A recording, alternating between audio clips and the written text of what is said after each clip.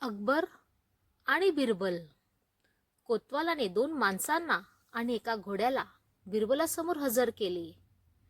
एक माणूस साधा व्यापारी दिसत होता आणि दुसरा साधारण वेशातील अपंग माणूस होता.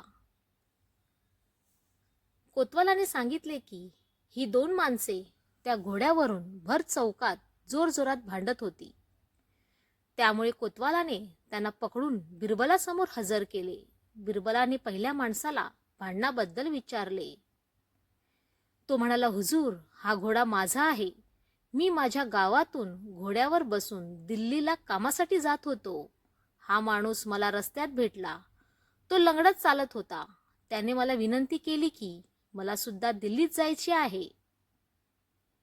तुम्ही तिकडे जात आहात तर कृपया आपल्या घोड्यावरून मला घेऊन चला. आता फारसं अंतर उरलं नव्हतं, म्हणून मी त्याला आपल्या घोड्यावर घेतलं आणि निघालो. पण नंतर हा बदमाश माणूस, घोडा माझा आहे आणि तू घोड्याला सोडून निघ, असं म्हणू लागला.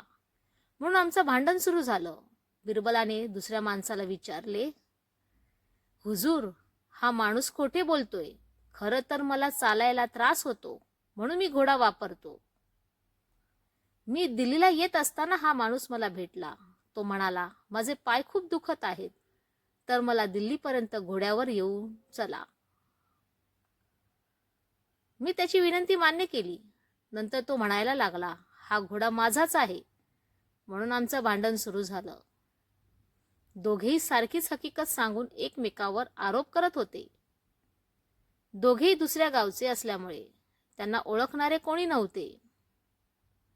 बिरबलाने त्यांना सांगितले की घोडा इथेच ठेवा आणि उद्या सकाळी परत या, मग मी निकाल देईन. दुसऱ्या दिवशी ते आले तेव्हा त्याच घोड्याच्या उंची आणि रंगाचे आणखीन काही घोडे तेथे बिरबलाने मागवले होते. बिरबलाने त्यांना सांगितले की घोड्याजवळ जा आणि आपला घोडा ओळखा. दोघे घोड्याजवळ गेले आणि घोडे बघू लागले. अपंग माणसाला घोडा ओळखताच आला नाही. त्या व्यापाऱ्याने मात्र आपला घोडा बरोबर ओळखला आणि तो जवळ आला. घोडा सुद्धा आपल्या मालकाला पाहून लाडात आला. बिरबलाने घोड्यावर कडून त्याच्या खऱ्या मालकाची ओळख पटली होती. बिरबलाने व्यापाऱ्याला त्याचा घोडा दिला आणि त्या लंगड्या माणसाला फसवेगिरीबद्दल शिक्षा दिली.